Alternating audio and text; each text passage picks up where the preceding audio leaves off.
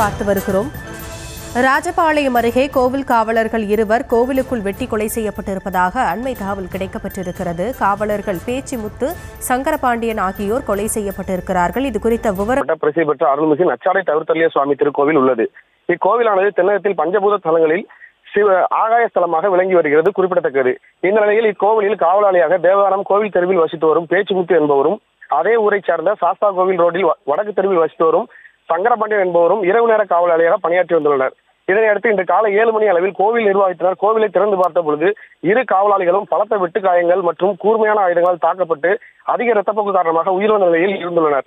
இதனை கண்ட கோவில் அதிகாரிகள் உடனடியாக காவல்துறைக்கு தகவல் தெரிவித்துள்ளனர். தகவலின் பேரில் சம்பவ இடத்திற்கு விரைந்து வந்த காவல்துறையினர் கோவில் மூலக்கதவை மூடி வைத்து விசாரணை மேற்கொண்டனர்.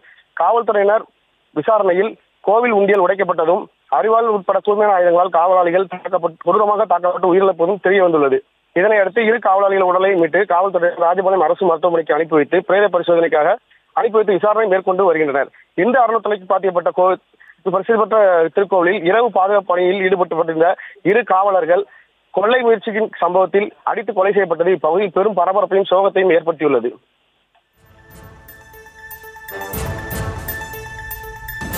விவரங்களுக்கு நன்றி மாரிராஜ்.